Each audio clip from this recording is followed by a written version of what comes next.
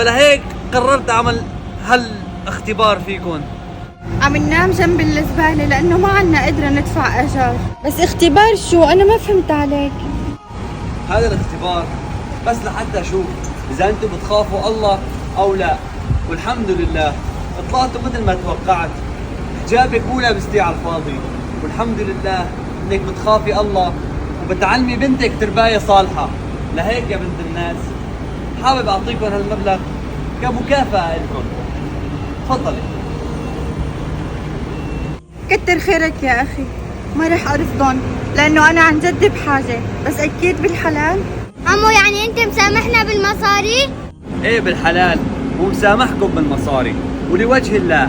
مو بس هيك، بما انه عم تناموا هون انا في عندي شقة رح اعطيكم مفتاحها وتقعدوا فيها وتمشوا اموركم وتناموا فيه. احسن لكم من هالمكان، شو رايك؟